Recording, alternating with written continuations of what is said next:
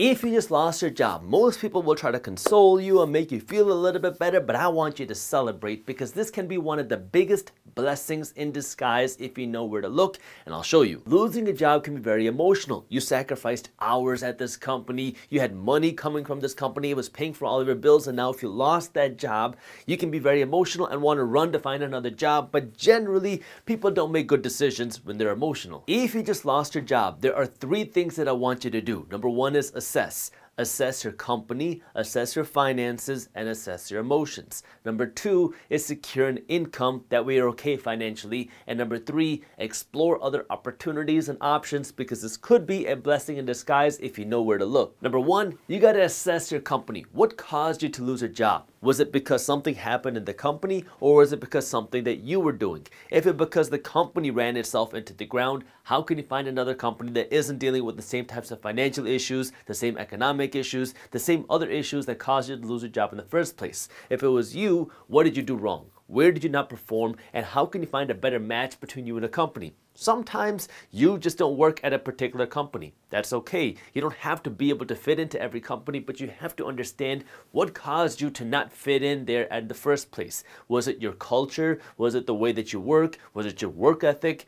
What is it that you want in a company that way now when you're looking for a new job that you can find that same thing? The best thing that you can do right now is ask your previous boss why they let you go, and don't get emotional when you get the answers. Read it, understand it, and learn from it. Maybe there's good information there, maybe there isn't, but at least you can learn from it. That way you can see what reasons they let you go for. After you assess your company, you gotta assess your finances. Take a look at how much cash you have in the bank, take a look at your expenses, and take a look at any other income that you might have. Maybe you have a second income earner in the house, maybe you have some investments that are paying you, maybe you have a side hustle that's making you some money. How much money do you have right now saved up? What are your expenses and what is your income right now? And see how long you can go without you going back to work tomorrow. If you have a little bit of time buffer, you're going to have more time for number 3, which is explore other opportunities. I'll talk about that in just a second. But before you get there, you have to understand how long can you actually go without going out and getting another job.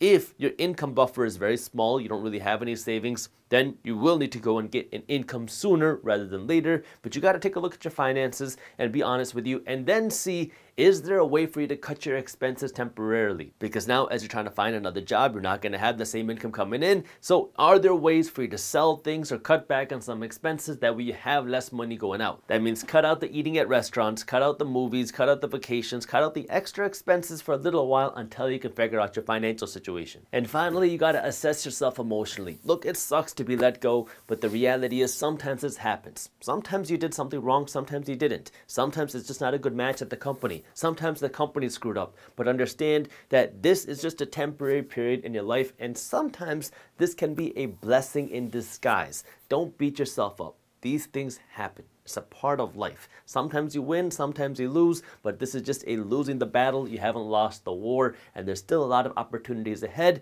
which brings us to number 2. Now, look for a new income and secure a new income. When most people lose a job, they don't have other income streams lined up. They don't have a big savings cushion built up, and they don't have other ways to protect themselves or fall back on. So they run into this scramble where now they go and find the first job that takes them, and they'll go and take that, and then they may or may not like that job. Most of the time, they don't like that job.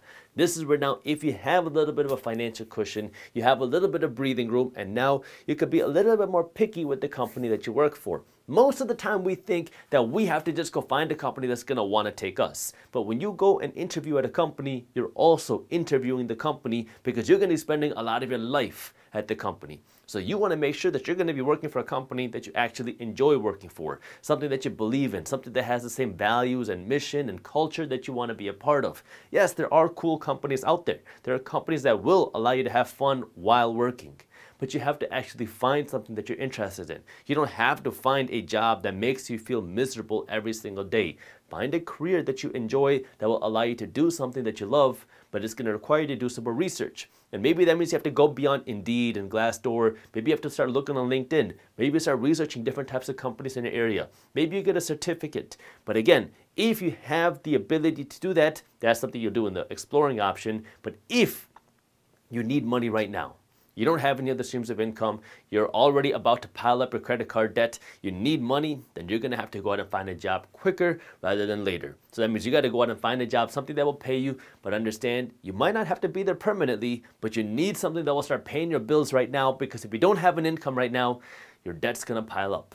And right now you need an income. So go out and find a job, any job that will pay you, that we can start funding the bills. But then also do number 3, which is explore your other options and opportunities. One of the most common success stories that you hear is that somebody was working a job and then one day randomly they got fired or they got laid off from their company. Now they didn't have an income and they didn't have an option. They couldn't find another job, so they were forced to go out and start a business. And then they were able to figure out how to grow their business, and now they have the successful business, but it all started because they got fired and laid off. This is that blessing in disguise. Now, does this mean that you have to go out and start a business? Not necessarily, but this is where now understanding what are the opportunities that you can find here.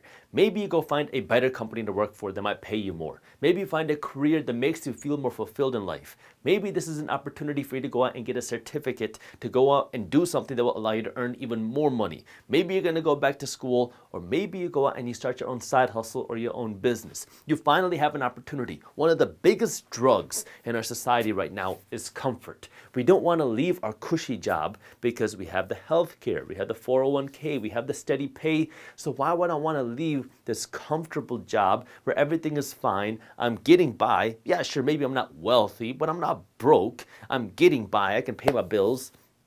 And so then nobody wants to leave. But then when you're forced to leave, now all of a sudden that comfort just got taken away from you, and now you're forced to make a decision. And now this can be a blessing in disguise if you go out and do something now that you've always been wanting to do but couldn't do because you were comfortable. And this is where understanding that, one, comfort is the biggest drug in our society right now. And now that that comfort is taken away from you, find the opportunity here.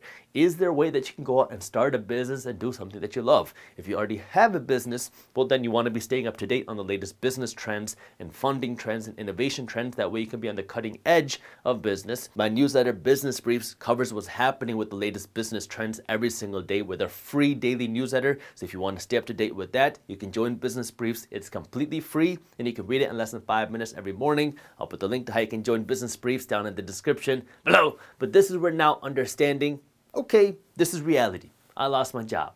Now what can you do? Now it's easier to do this if you have a little bit of a savings cushion, a little bit of a buffer saved up. But if you don't have that buffer, now you got to go out and find an income, get some money coming in, but then also reassess where you want to be in life. Look at where you are right now. You got that comfort taken away, and understanding that, hey, you know what? When you are an employee at a company, you can be taken out.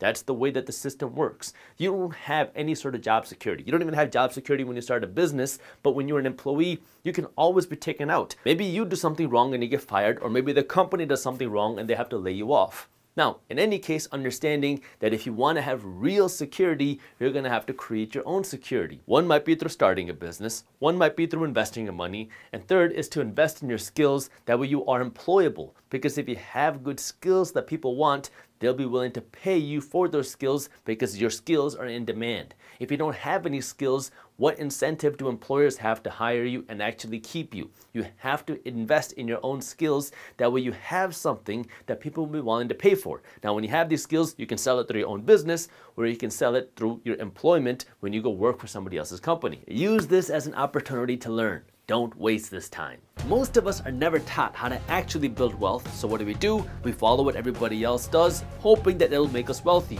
Get a good job, work to get a raise, work to get a promotion. Now, while these things can make you financially comfortable, which is fine for most people, they will never make you wealthy. Doesn't matter how much money you make. The difference between people who become